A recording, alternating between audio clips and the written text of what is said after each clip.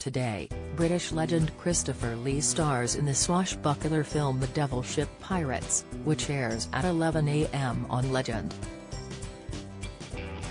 The 1964 flick follows a pirate and his crew who set out for the Cornish coast on a battered galleon in the aftermath of Sir Francis Drake's defeat of the Spanish Armada in 1588.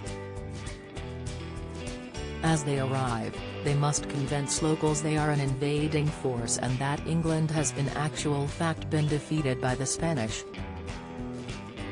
The film was among the 212 films made by Lee during a prolific career in Hollywood, which saw the star debut in 1948's Corridor of Mirrors.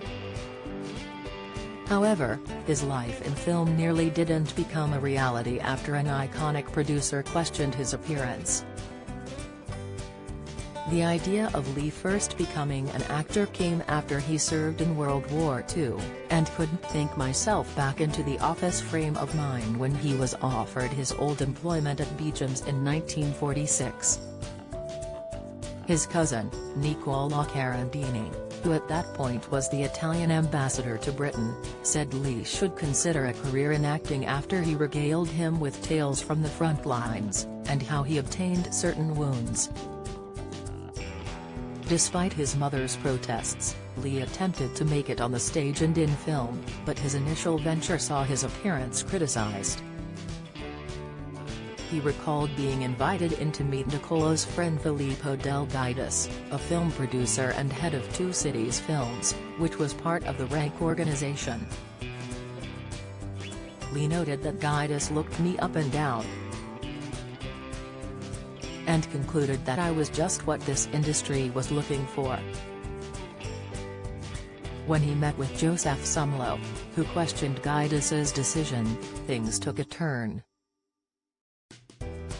In a 2005 interview with Total Film, Lee said, "Initially, I was told, by Sumlow, I was too tall to be an actor.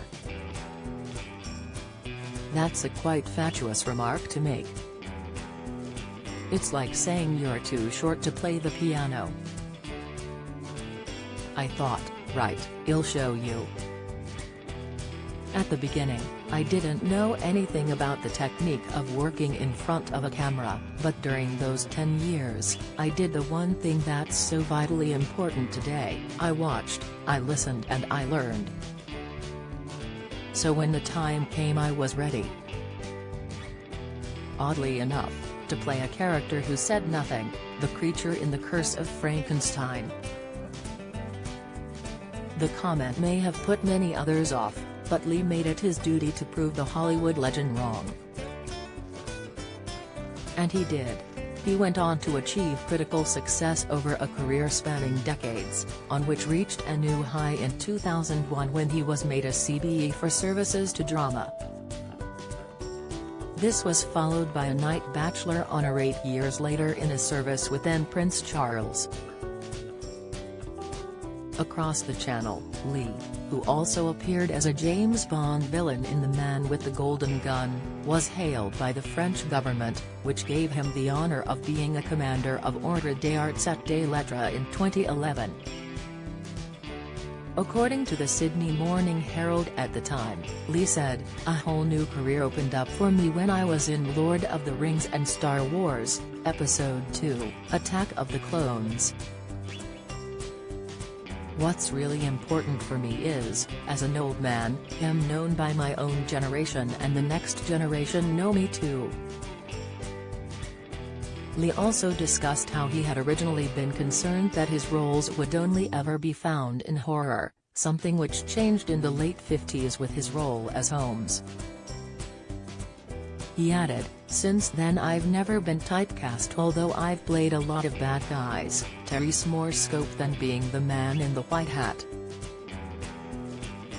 Today's film The Devil Ship Pirates was championed as a hit upon its release, earning acclaim from critics. Among those marking the film's release was The Guardian, which called it very good fun and should have children sitting on the edge of their seats. However, Halliwell's film and video guide was less impressed, describing it as a lackluster pirate yarn with not much action and some elements of hammer horror. The film was among a number of films Lee and its director Don Sharp would make during their careers, including The Face of Fu Manchu, The Brides of Fu Manchu, Rasputin the Mad Monk and Bear Island. Reflecting on the flick, Sharp said that and Kiss of the Vampire were among the happiest movies I ever worked on.